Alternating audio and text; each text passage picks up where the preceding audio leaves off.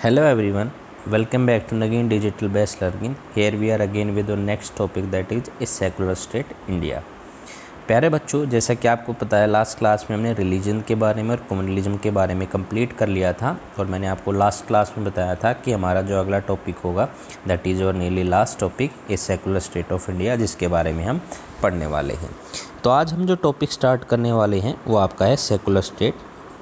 और secular state के बारे में पढ़ेंगे हम कि सेकुलर स्टेट क्या होता है और सेकुलर स्टेट से हम क्या बताना चाहते हैं। देखो, जो हमारा सेकुलर स्टेट है उसके बारे में मैं थोड़ा सा आपको बता देता हूँ बेटा कि सेकुलर स्टेट का मतलब होता है एक ऐसा स्टेट बेटा जो सारे धर्म को एक्सेप्ट भी करता है, ना तो किसी भी रिलीजन को वो एनकरेज करता है, ना किसी भी रिलीजन को वो डिस्करेज करता है।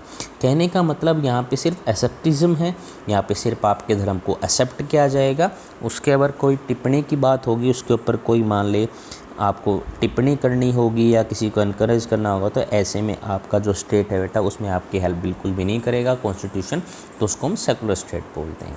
तो उसके रिगार्ड में समझता हूँ मैं, आपको थोड़ा बहुत समझ में आ गया होगा कि सेकुलर स्टेट का मतलब होता है बेटा जो किसी पर्टिकुलर धर्म को एक्सेप्ट ना करते हुए सभी धर्म को क्या करता है, एक्सेप्ट करता है, तो उसको हम सेकुलर स्टेट बोलते हैं। The framers of our constitution declare India as a secular state. जो फ्रेमर थे हमारे कॉन्स्टिट्यूशन के, उसने इंडिया को एक सेकुलर स्टेट के रूप में डिक्लेयर किया है। The constitution of our country declare India as a secular state. तो हमारे कॉन्स्टिट्यूशन में जो फ्रेमर्स थे बेटा, अब देखो फ्रेमर्स की बात किया, जब हमारा इंडिया का पार्टीशंस हुआ था तो उस टाइम पे एक बात आई थी कि हमारे धर्म का, हमारा जो इंडिया है उसका क्या बोला जाएगा। तो उसमें हमारे जो इंडिया के लोग थे उन्होंने मेजॉरिटी का ध्यान रखते, वहाँ पे देखो दो पॉसिबिलिटीज़ हो सकती थी।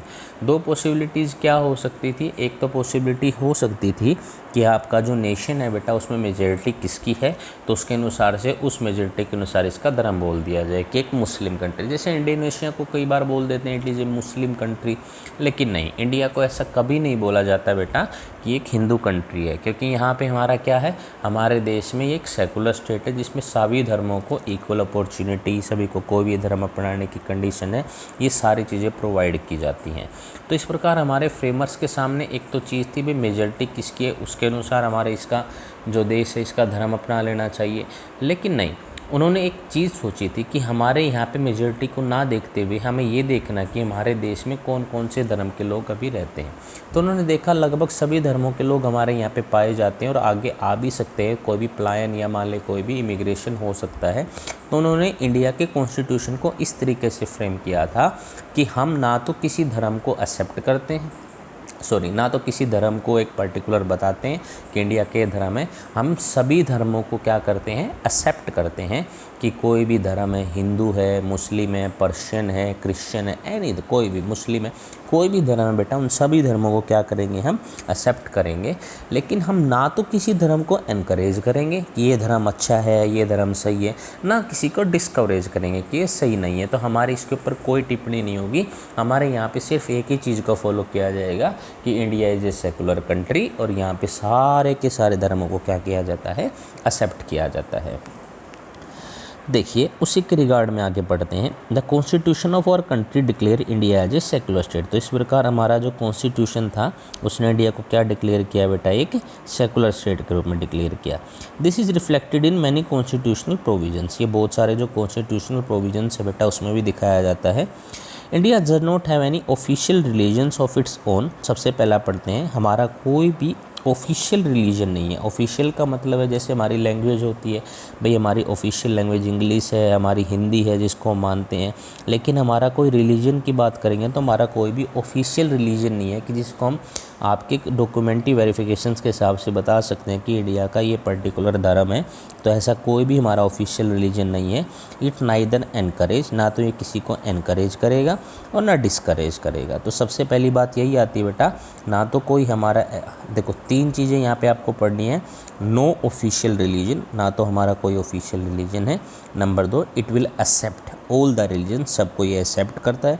नंबर 3, ना तो ये किसी को एनकरेज करता है, it will not encourage any religion, और ना ये किसी को डिस्करेज करता है। तो इस प्रकार इज नाइदर एनकरेज और नॉट डिस्करेज एनी रिलीजन्स। तो सबसे पहला पॉइंट यही आता है, all citizen have the freedom, सभी सिटीजन्स को फ्रीडम है टू प्रोफेस, अपनाने की, प्रैक्टिस करने की एंड प्रोपेगेट आगे चलाने की किसी भी धर्म को बेटा। तो सारे सिटीजन्स के पास ये पावर होती है बेटा, ये हमारा फ्रीडम है बेटा, ये हमारा राइट के अंदर भी आता है। हमारी जो हमारे राइट्स दिए गए हैं कॉन्स्टिट्यूशंस के द्वारा, तो उसमें भी राइट है, any person can be accept any religions, उसको प्रचार भी कर सकता है, उसको एक्सेप्ट भी कर सकता है, इन सब चीज़ों को कर सकता है। तो इस प्रकार हम बोल सकते हैं कि हमारे देश का कोई भी सिटीजन है बेटा, वो प्रैक्टिस भी कर सकता है और वो प्रोफेशन भी ले सकता है और किसी भी धर्म को आगे प्रचार भी कर सकता है।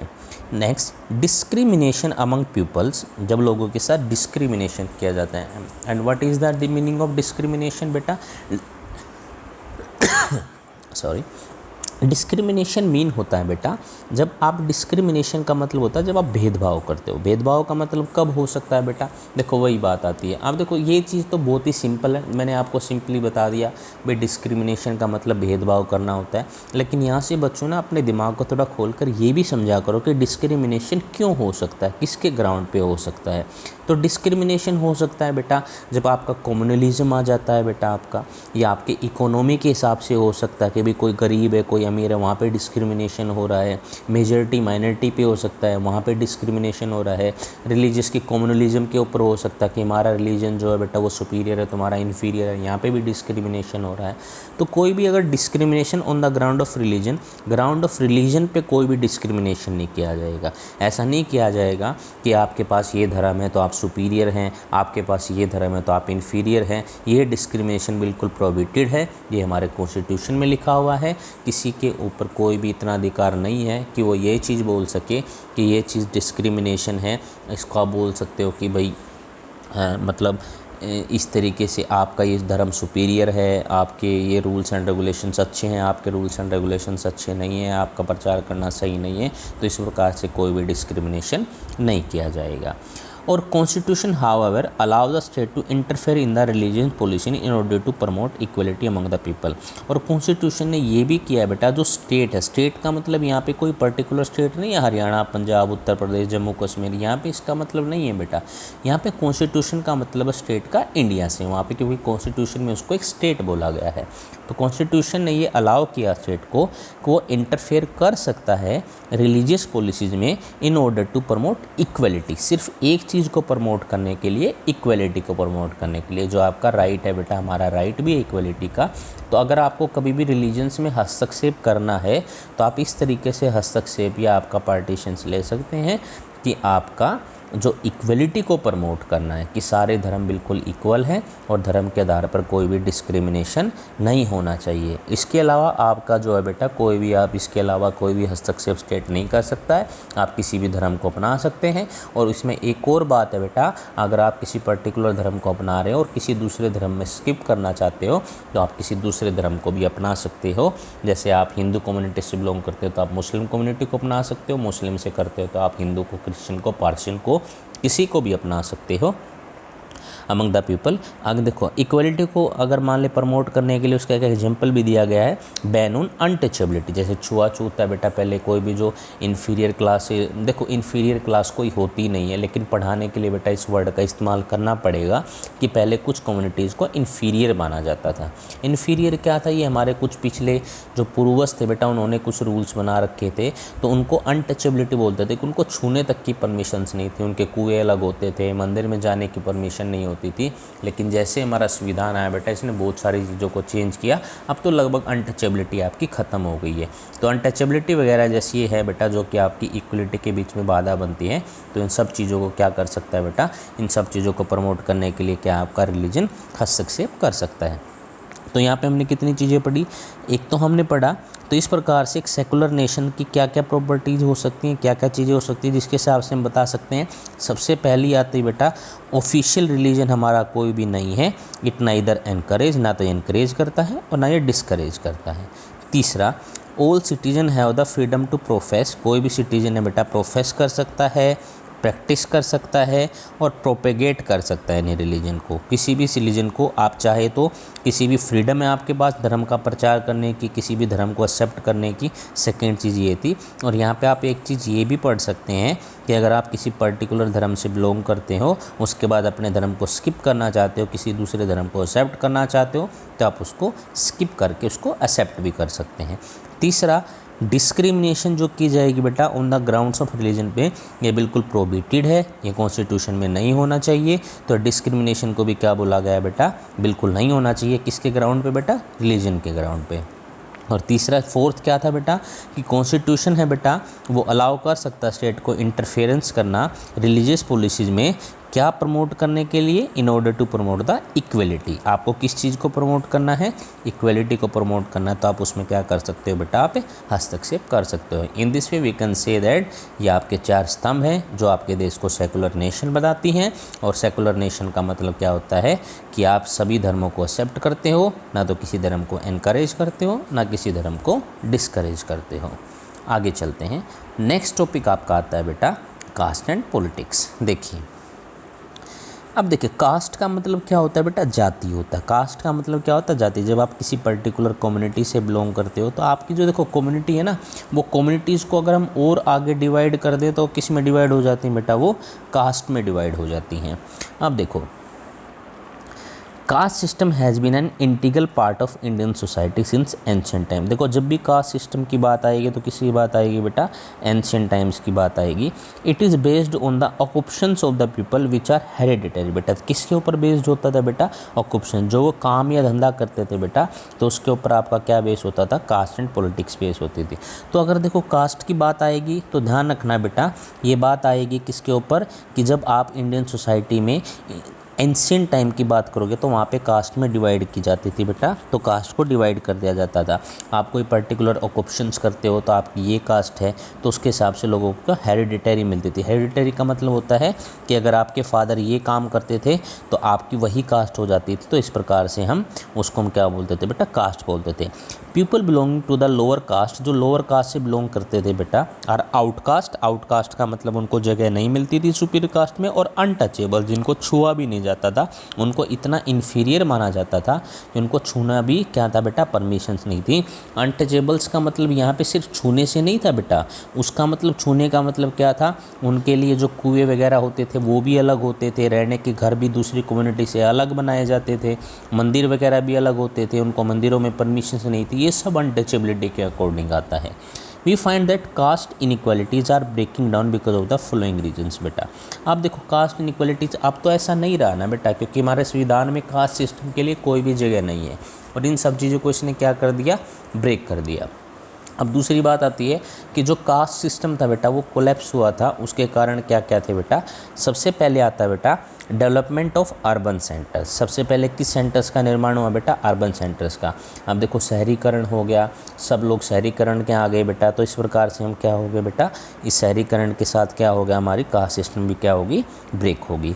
Weakening of the position of the landlord. देखो लैंडलॉर्ड जो होते थे बेटा वो सबसे ज़्यादा बढ़ावा देते थे बेटा किसका, कास्ट सिस्टम को। अब जैसे ही हमारा देश आज़ाद हुआ और हमारा कॉन्स्टिट्यूशन एग्जिस्टेंस में आया तो लैंडलॉर्ड्स क्या हो गए बेटा, उनकी पोजीशन वीकन होगी।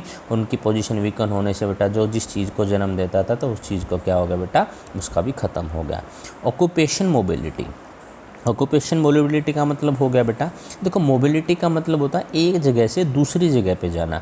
पहले क्या होता था, अगर आप किसी पर्टिकुलर कास्ट से बिलोंग करते हो तो आपको वही काम करना पड़ता था। अगर आपके पिताजी सुनार थे या अगर आपके पिताजी लोहार थे तो आपको भी वही कार्य करना पड़ता था। वहाँ पे आपको ऑक्यूपेशन चेंज नहीं कर सकते थे। आपको ऊँचे कुल में या आपको हायर कास्ट में कोई वर्क नहीं दिया जाता था, तो आप वहीं पर रहते थे।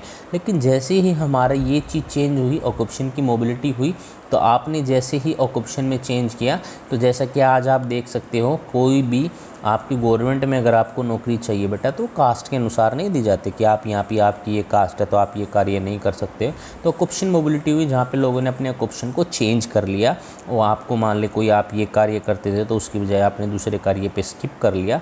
तो इस प्रकार हम बोल सकते हैं ऑक्यूपेशन मोबिलिटी ने भी किस चीज़ को ख़त्म कर दिया, कास्ट की इक्वलिटी को। इकोनॉमिक ग्रोथ हुई और डेवलपमेंट हुई, और इकोनॉमिक ग्रोथ डेवलपमेंट से भी क्या हो गया बेटा, आपकी कास्ट सिस्टम को ख़त्म हो गया। लेकिन इसमें आप एक चीज़ और ऐड कर सकते हो, एक चीज़ क्या, एजुकेशन। एजुकेशन ने भी बेटा क्या है, बहुत ज़्यादा इंपॉर्टेंट रोल प्ले किया है किसमें, कास्ट सिस्टम को उखाड़ने में। जहाँ पे लोगों ने क्या किया बेटा, एजुकेशन के द्वारा, पहले क्या होता था, एजुकेशन होती ही नहीं थी, बहुत कम एजुकेशन होती थी, और लोअर कास्ट के लोगों को तो परमिशन ही नहीं थी कि वो एजुकेशन को प्राप्त कर सकें। लेकिन जैसे जैसे लोगों में एजुकेशन बढ़ी तो उनकी सोच में बदलाव हुआ, और उस सोच के बदलाव के साथ कास्ट की इनइक्वालिटी भी क्या होगी बेटा, चेंज होगी। However the caste system has not disappeared from the our country together, एक साथ ये ख़त्म नहीं हुआ, it still exist in the most rural society में अब भी बिलोंग करता है, एंड टू सम एक्सटेंट, लेकिन अर्बन सेंटर में बहुत कम बिलोंग करता है। Caste system takes the following form in politics. आप देखो कास्ट सिस्टम को हम किससे जोड़ कर पढ़ेंगे बेटा, पॉलिटिक्स से जोड़ कर पढ़ेंगे। देखिए ध्यान से, while choosing candidate for contesting the elections, जब भी हम कंटेस्टेंट्स को चुनते हैं बेटा इलेक्शंस के लिए, the caste composition of the electorate is always kept in mind, तो कास्ट को बिल्कुल ध्यान में रखा जाता है। कास्ट कंपोजिशन का मतलब क्या होता है बेटा, इसको बहुत ज़्यादा ज़रूरी समझने की बात है। कास्ट कंपोजिशन का मतलब होता है कि जिस पर्टिकुलर एरिया से कैंडिडेट को टिकट मिलने वाली है उस एरिया में किस कास्ट के लोग ज़्यादा रहते हैं, कास्ट उसको बोलते हैं बेटा कंपोजिशन ऑफ इलेक्टोरेट। अगर मान ले सपोज करो, अगर वहाँ पे जिस कास्ट के लोग ज़्यादा होते हैं तो वहाँ पे चांस ज़्यादा होते हैं कि उसी कास्ट के लोग को वहाँ पे टिकट मिलेगी, जो कि इसका हेल्प आपको किस में, इलेक्शंस में मिलने वाला है। यहीं पे फिर वही रिलीजियस कम्युनिटीज़ की बात आ जाती है, कम्युनलिज्म आ जाता है, लोगों को डिवाइड किया जाता है रिलीजन के हिसाब से। दिस इज़ टू डन, ये क्यों किया जाता है, support of the people for a candidate belong to the particular caste, ताकि जो पर्टिकुलर कास्ट से बिलोंग करता है उस वक्त के लोग को क्या मिले बेटा, वहाँ से उसको सपोर्ट मिले, और उस सपोर्ट के साथ क्या हो जाए बेटा, वो जीत जाए बेटा। तो जब भी कोई कंटेस्टेंट को चूज़ किया जाता है बेटा, तो कास्ट कंपोजिशन को बिल्कुल ध्यान में रखा जाता है कि electorate is always kept in mind, this is done to win the support of the people, ताकि वो लोगों की क्या जीत सके बेटा, सपोर्ट जीत सके। When forming the government, political parties try to include representative of different caste and type। जब भी गवर्नमेंट की फॉर्म की जाती है तो पॉलिटिकल पार्टीज़ ट्राई करती हैं कि जो रिप्रेजेंटेटिव हैं बेटा डिफरेंट कास्ट एंड ट्राइब को उनको इंक्लूड किया जाए, ताकि लोगों के पास मैसेज जाए कि हमने आपके कास्ट का भी ध्यान रखते हुए कैबिनेट में उसको हेल्प की है, कैबिनेट में उसको जगह दी है। तो इस प्रकार से बेटा गवर्नमेंट की फॉर्मेशन में भी कास्ट एंड ट्राइब आपकी आती हैं।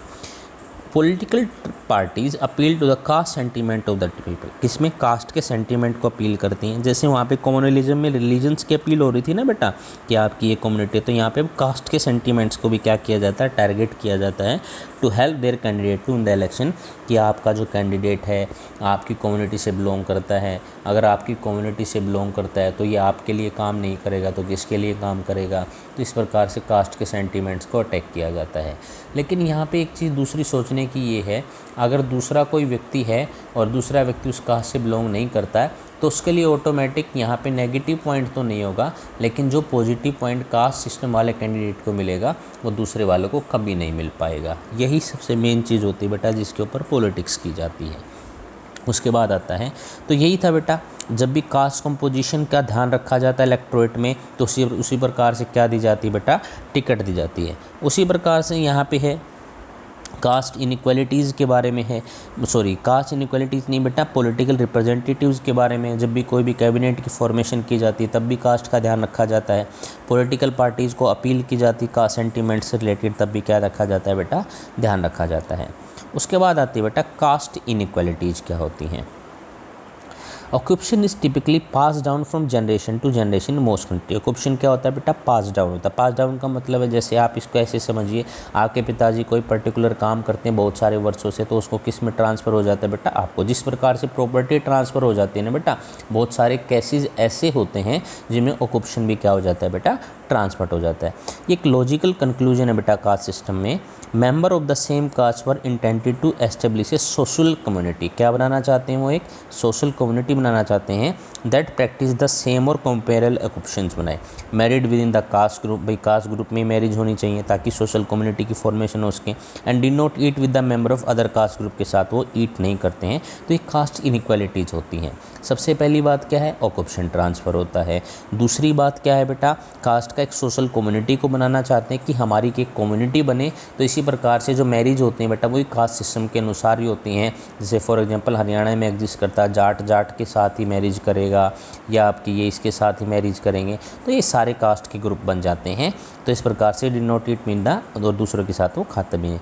The traditional conception of caste hierarchy में a result of economic progress, large scale urbanisation हुआ है, increase literacy and education, job mobility and weakening of the status of landlord community. तो इससे क्या हुआ बेटा, कास्ट हायरार्की में क्रम्बलिंग, क्रम्बलिंग का मतलब है कास्ट सिस्टम आपका खत्म हो गया। क्या क्या है बेटा, इकोनॉमिक प्रोग्रेस, नंबर 2 है लार्ज स्केल अर्बनाइजेशन, शहरीकरण हुआ है, नए नए शहरों का निर्माण हुआ है, इंक्रीज लिटरेसी, एजुकेशन में इंक्रीज हुआ है, जॉब मोबिलिटी, जॉब मोबिलिटी का मतलब आप किसी भी ऑक्यूपेशन को चेंज कर सकते हैं, जनरेशन टू जनरेशन में आपको ऑक्यूपेशन नहीं मिलने वाला है, and the weakening of the status of land owners communities में इनका स्टेटस लैंड ओनर का क्या हुआ बेटा, वीकनिंग हुआ है। तो इस प्रकार से हम बोल सकते हैं कि कास्ट इनइक्वालिटीज़ क्या हुई बेटा, चेंज हुई हैं। The Indian constitution outlawed caste based discrimination and set the ground work of the policy to correct the system inequalities. और किसको ठीक किया बेटा, ग्राउंड वर्क को क्या किया है बेटा, इसने बिल्कुल ठीक किया है। अब आगे आता है कास्ट इन पॉलिटिक्स में कैसे आती है बेटा। We also need to keep in mind that caste system always does not play role in the shaping politics. इसमें एक रोल नहीं प्ले करता है।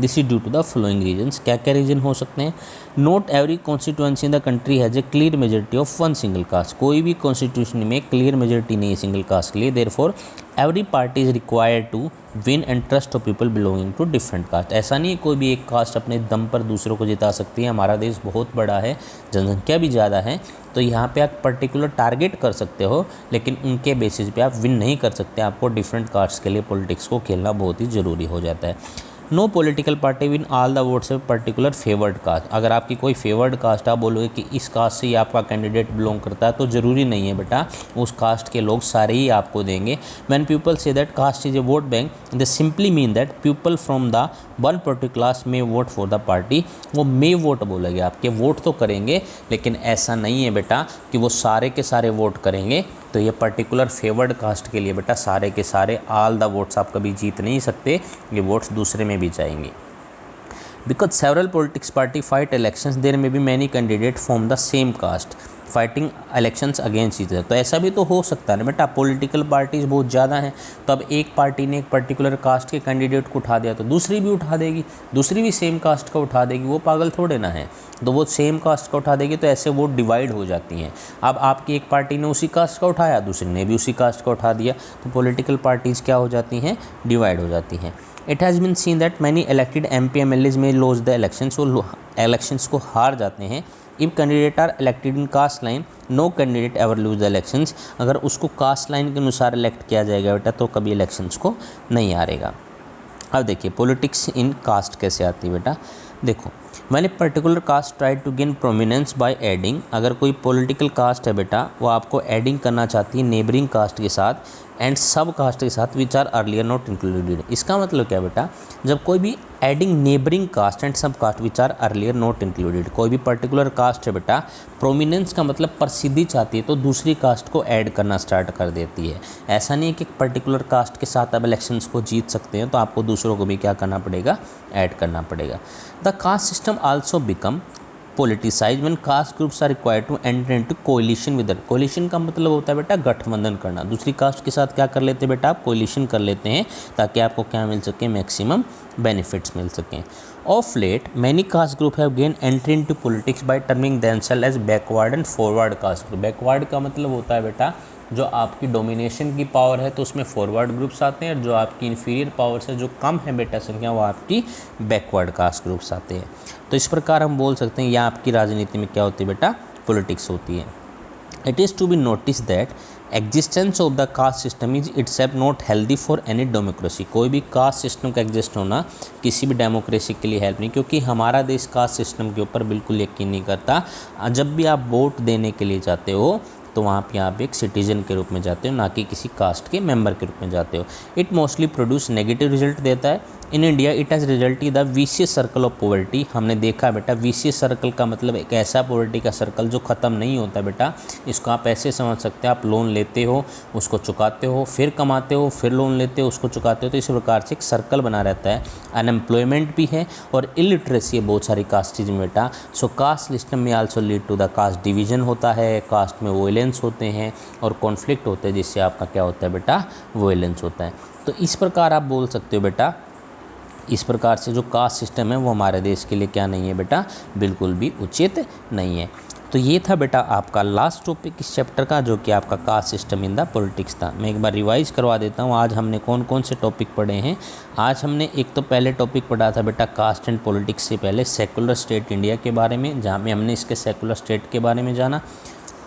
दूसरा हमने पढ़ा था कास्ट एंड पॉलिटिक्स के बारे में, जहाँ पे हमने देखा कास्ट किस तरीके से ख़त्म होती है। तीसरा हमने पढ़ा था कास्ट इनइक्वालिटीज़ के बारे में, कास्ट इन पॉलिटिक्स के बारे में और पॉलिटिक्स इन कास्ट के बारे में। तो इस प्रकार से ये हमारा बेटा टॉपिक आपका ख़त्म होता है। इसके बाद जो हम नेक्स्ट करने वाले हैं वो हम करने वाले हैं बेटा जो आपका NCERT के क्वेश्चन आंसर्स होंगे, उनको हम नेक्स्ट क्लास में कंप्लीट करने वाले हैं। So thank you very much to attend this session. अगर आपको वीडियो अच्छी लगी, आपको बिल्कुल सारे टॉपिक समझ में आए हैं, तो आप बिल्कुल लाइक एंड सब्सक्राइब कीजिए, that is our Nagin group of studies को। Thank you very much and thank you again for attending this session. Have a nice day.